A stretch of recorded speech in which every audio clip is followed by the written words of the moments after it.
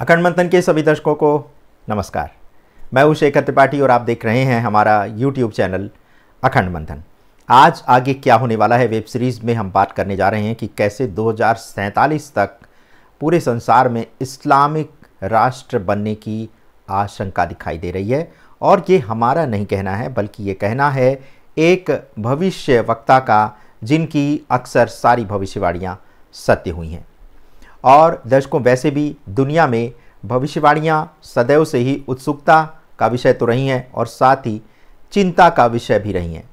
कई भविष्यवक्ता अपने समय में ऐसी बातें कह गए जो बाद में सच साबित हुई।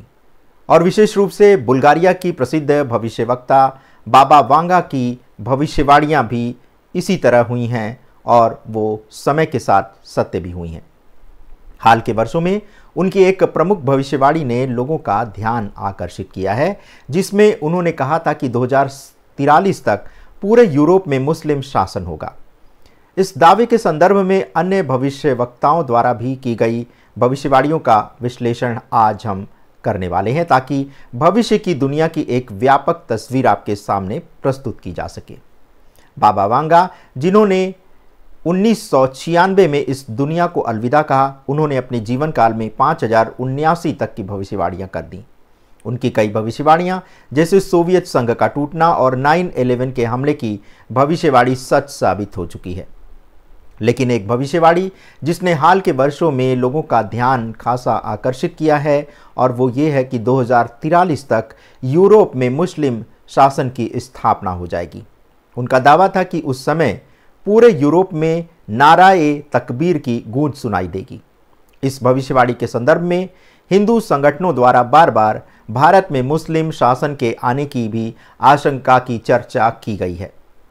ये संगठन हिंदुओं से एकजुट होने का आह्वान करते हुए मुस्लिम आबादी के बढ़ते आंकड़ों का हवाला देकर के लोगों को सावधान कर रहे हैं, और लोग हैं कि इस बारे में कोई भी सावधानी नहीं बरतना चाहते। यद्यपि भारत में मुस्लिम शासन की भविष्यवाणी पर कुछ भी अभी स्पष्ट कहना बहुत जल्दबाजी होगी, क्योंकि ये एक अत्यंत संवेदनशील मुद्दा है। लेकिन बाबा वांगा ने अपनी भविष्यवाणी में कहा है कि 2025 में यूरोप में एक बड़ा संघर्ष होगा, जो मानवता के अंत की दिशा में पहला कदम होगा। वर्तमान में रूस यूक्रेन युद्ध की भयानक स्थिति को देखते हुए ये भविष्यवाणी और भी प्रासंगिक हो जा रही है। ये युद्ध न केवल यूरोप बल्कि पूरी दुनिया के लिए एक गंभीर संकट बन चुका है, और 2025 में किसी और बड़े संघर्ष की भविष्यवाणी एक चिंताजनक संकेत दे रही है। साथ ही साथ बाबा वांगा ने यह भी कहा था कि 2033 में ग्लोबल वार्मिंग के गंभीर परिणाम पूरे यूरोप पर भारी पड़ने वाले हैं। ग्लेशियरों के पिघलने से समुद्र का जलस्तर बढ़ेगा, जिससे वहां के निवासियों के लिए जीवन कठिन हो जाएगा। इन भविष्यवाणियों को देखते हुए ये कहा जा सकता है कि आने वाले दशकों में यूरोप एक गंभीर परिवर्तन और संघर्ष के दौर से गुजरने वाला है। 2025 को लेकर सिर्फ बाबा वांगा ने ही नहीं, बल्कि अन्य भविष्यवक्ताओं ने भी कुछ भविष्यवाणियां की हैं। कई विशेषज्ञ और भविष्यवक्ता मानते हैं कि 2025 से दुनिया में आर्थिक अस्थिरता, पर्यावरणीय संकट और राजनीतिक टकरावों की संख्या में वृद्धि होने वाली है। इनमें से कुछ प्रमुख भविष्यवाणियां इस प्रकार से हैं, जैसे कि नोस्ट्राडामस, जिन्हें दुनिया के सबसे प्रसिद्ध भविष्यवक्ताओं में से एक माना जाता है, उन्होंने 21वीं सदी की शुरुआत में कई गंभीर संघर्षों की भविष्यवाणी की थी। उनके अनुसार 2025 में दुनिया में बड़े पैमाने पर प्राकृतिक आपदाएं और आर्थिक संकट आ सकते हैं, जो बड़े संघर्ष का कारण बनेंगे। ग्रेगोरी रासपुतिन की भी भविष्यवाणी है। रासपुतिन, जो एक रहस्यमयी रूपी संत थे, उन्होंने 21वीं सदी में बड़े राजनीतिक और सामाजिक उथल पुथल की भी भविष्यवाणी की थी। उन्होंने भविष्यवाणी की थी कि 2025 के आसपास दुनिया एक बड़े युद्ध की ओर बढ़ेगी, जो अंतर्राष्ट्रीय संबंधों को पुनः परिभाषित करेगा।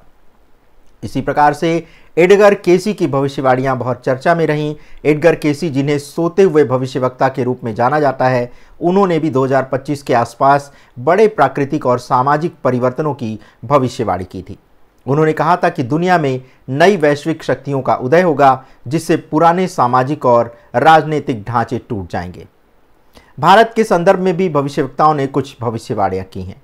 जहां बाबा वेंगा की यूरोप के लिए भविष्यवाणियां चिंता का विषय हो सकती हैं, वहीं भारत में हिंदू संगठनों द्वारा मुस्लिमों की बढ़ती आबादी और संभावित मुस्लिम शासन की बातों को लेकर के एक ऐसा वातावरण बन गया है जिससे बहुसंख्यक हिंदू समुदाय के अंदर भय व्याप्त है।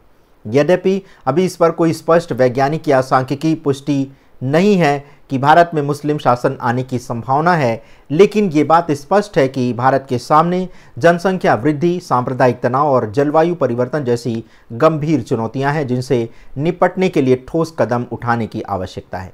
भविष्यवाणियां चाहे सच साबित हों या नहीं, वे मानव समाज को आने वाली संभावनाओं के प्रति सचेत अवश्य करती हैं। 2025 और उसके बाद के समय को लेकर बाबा वेंगा और अन्य भविष्यवक्ताओं की भविष्यवाणियां दुनिया को गंभीर संघर्षों, प्राकृतिक आपदाओं और सामाजिक उथल-पुथल की ओर संकेत कर रही हैं। यद्यपि यह भी महत्वपूर्ण है कि हम इन भविष्यवाणियों को एक दिशा निर्देश की तरह लें, ना कि अंतिम सत्य के रूप में। वर्तमान समय में मानवता के सामने जो चुनौतियां हैं, उन्हें सामूहिक प्रयासों और सतर्कता से ही हल किया जा सकता है। जहां तक बाबा वांगा की अंतिम भविष्यवाणी का प्रश्न है कि 5079 में दुनिया समाप्त हो जाएगी, तो ये एक अत्यंत दूर का अनुमान है। लेकिन इस समय की परिस्थितियों को देखते हुए ऐसा अवश्य कहा जा सकता है कि अगर मानवता अपने क्रियाकलापों पर नियंत्रण नहीं रखती, तो आने वाले समय में विनाश की संभावना से इनकार भी नहीं किया जा सकता। तो दर्शकों, ये था बाबा वांगा की भविष्यवाणी का वो प्रस्तुतिकरण जिसमें उन्होंने यूरोप में मुस्लिम शासन आने की बात कही है। लेकिन जिस प्रकार से अभी भारत की स्थिति दिख रही है, तो वो दिन दूर नहीं कि भारत के अधिकांश राज्यों पर मुस्लिमों का कब्जा हो जाए। वैसे ये बात कोई दबी छिपी नहीं है, बल्कि जिस प्रकार से डेमोग्राफी में मुस्लिम जनसंख्या की वृद्धि हो रही है और हिंदुओं की जनसंख्या में गिरावट देखी जा रही है, उसे देखते हुए ऐसा कहा जा सकता है कि आने वाले समय में वो दिन दूर नहीं जब भारत में भी इस प्रकार का वातावरण बन सकता है। आज भी बहुत सारे राज्यों में मुस्लिम जनसंख्या वोटों के ध्रुवीकरण में एक महत्वपूर्ण भूमिका निभाती है और यही कारण है कि भारत की अधिकांश राजनीतिक पार्टियां मुस्लिमों के वोटों को अपनी तरफ खींचने के लिए हिंदुओं के विरुद्ध कोई ना कोई षड्यंत्र के एक तरह से संकेत देती रही हैं और ऐसा ही करके वो मुस्लिमों का वोट अपनी तरफ खींच रही हैं। तो दर्शकों, हिंदू जन सामान्य लोगों को अब जागरूक होने की आवश्यकता है। हम अपने चैनल के माध्यम से आपको बराबर आगाह और चेतावनी देते आ रहे हैं कि अभी भी समय है। यदि आप अभी एक नहीं हुए, आपके अंदर अगर एकता नहीं आई, तो फिर वो दिन दूर नहीं कि आप भी फिर मुस्लिम आक्रांताओं के शिकार बन सकते हैं।